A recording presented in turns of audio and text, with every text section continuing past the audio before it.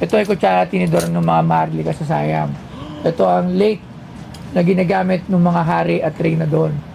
At ito ay napaka-importanting bagay sa kanilang bansa na maaaring pagsimulan ng World War III.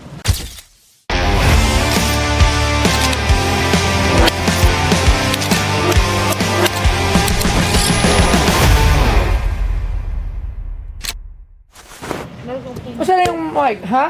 Saan yung mic? Saan yung mic? Ayan, ayan. Hoy! Ayan. Bumboy! Bumboy, kamusta? Paano na mapangalan? Ay no, Bumboy! Bumboy, taga saan ka? San Mateo po. San Mateo! Lagay natin, lagay San natin. Mateo, Rizal! Sa landfill ba? Saan sa San Mateo? May batasan lang po. Sa may batasan, dito pagkatapos ng yun na yun.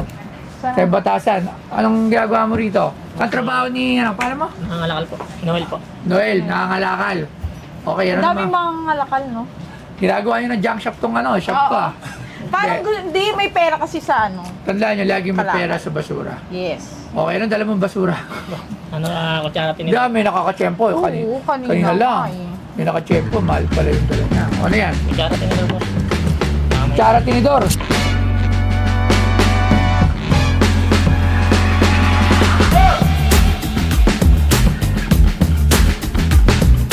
Ang Thailand Bronze Teaspoons Rosewood Sitting Buddha ay isang set ng mga kutsarita na yari sa tanso na may hawakang gawa sa rosewood.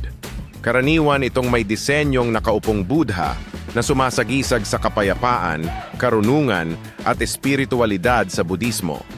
Ginagamit ito bilang koleksyon, pangregalo o dekorasyon, lalo na para sa mga mahilig sa mga oriental na disenyo at kulturang Thai. Maaari rin itong gamitin para sa paghahanda ng tsa o kape, depende sa laki at disenyo. Oh, kutsara tinidor. Parang surf. Siam, hindi siya Thailand. Siam. Okay. Oh. Taga saan ka pa po? San Mateo. Kakasabi lang kanina, Paul Tulkelabs. Baka kaya na tayo niya. Hindi ko kasi narinig. San Mateo Rizal. Yes. Magkano ito? Okay, stay lang. Kung may value po yan o ano eh. Tinang ko. Ito ay mga kutsara tinidor. Alam mo, saan mo ito nakuha? Sa kalakal lang boss, nabila lang po. Alam mo ba kung anong klase itong kutsara tinidor na to? Hindi boss eh. Ito ay kutsara tinidor ng mga maharlika sa Siam. Ito ang late na ginagamit ng mga hari at reyna doon. At ito ay napaka-importanting bagay sa kanilang bansa na maaaring pagsimulan ng World War III. Gagi, hindi na. Hindi. Siyempre, lahat na sinasabi ko ay joke lang. At taong nasa isip. At hindi ko to alam kung ano itong dala mo sa akin. Magkano mo ito binibenta, itong basura na to? Hindi ko alam boss kung magkano mga... Kailangan may presyo. Magkano? Magkano kayo yung mga...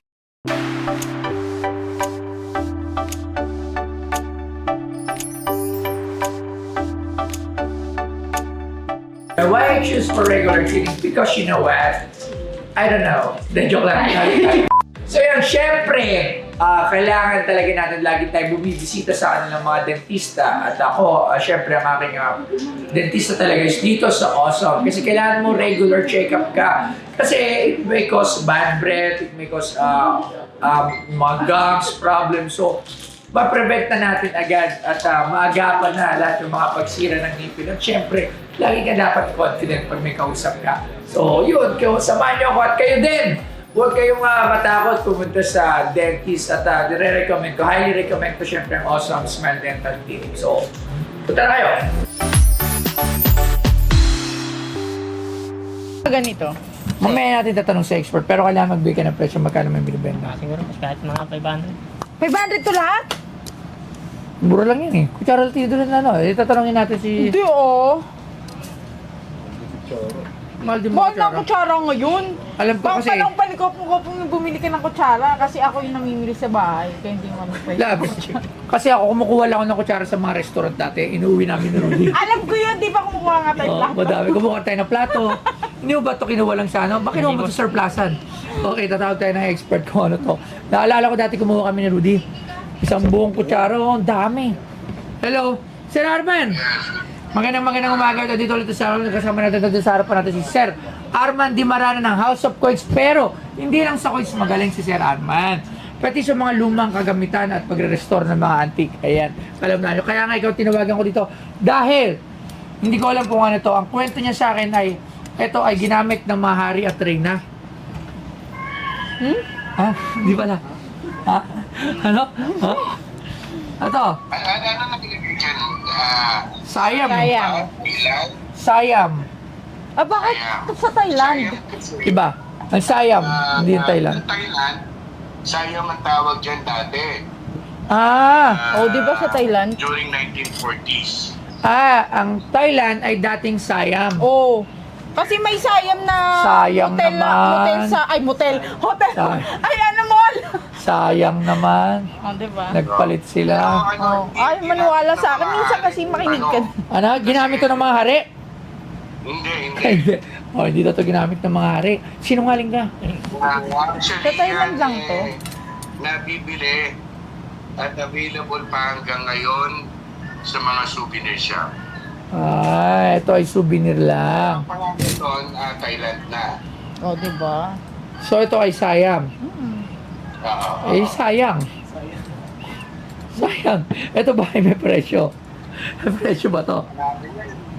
Nabibili yan around 150 to 100 each. Oh, each. So, 1, 2, 3. Ganun. kahit yung mga Japan surplus ngayon, may mga ganyan eh. Pero hindi to collectibles. Papa? Hindi to collectible, souvenir lang. Oh, Kung sakaling bibilin ko to is para din sa souvenir, ibebenta nila for souvenir din lang, no? yes, so, Alright. Okay. Sige, maraming salamat, Sir Arman. Thank you very much. okay, bye-bye. Alam mo, sorry to say, pero hindi ko to pwedeng bilhin, love sa'yo. Kasi hindi to bagay dito sa amin. Kasi souvenir lang to. Pero magkano mo binili presyo to? 500 lang, boss. Bibigyan na lang ito ng... hindi ko to bibilin kasi hindi to collectible piece pera dito sa Polestar. Pero, syempre, nag-effort ka rin na pumunta dito.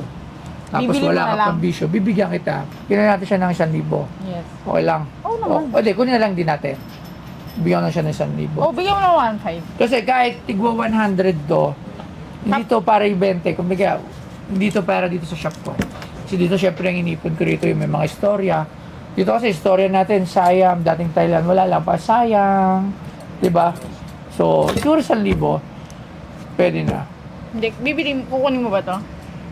Kung gusto niya ibigay sa atin, bigyan ko na siya ng 1,000. Eh, kung hindi niya gusto ibigay, Ay, di, bibigyan ko pa siya ng 1,000.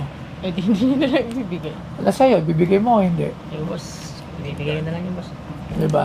Bigyan So, yun na rin. Sige. Bigyan ko ng 1,000. O, ayan. Sino yan? O, tatagdagan mo ba pamasahe? Oo, bibigyan ko siya pamasahe. Para safe na sa kanya yung ano. Wala akong pera nandun. Okay. Nandito yung pera ko. Ganda ng... Wala akong pabano dito eh. Ako na magbibigay ng pamasahe. O, di. Pero tama yan ha. Huwag ka magbibisyo. Mahirap ang buhay. Paano bang kinakalakal mo? Paano ka nakakalakal? Mga sidecar, boss. Sidecar. Ito, 500 pamasahe. Alright. O, sige. O, sana. Nakatulong. Maraming salamat sa'yo. Paano mo ulit? Noel po. Noel Noel. Kabangon. O, Noel Cabangon? Noel Cabangon? Toledo po. Toledo. O, sige. Umayo ka at Thank you. bye-bye. Thank you. Hello po. Maraming salamat po kay Boss Toyo. Nakapunta ako sa shop niya. Binabati ko po yung asawa ko at yung mga anak ko. Maraming salamat po.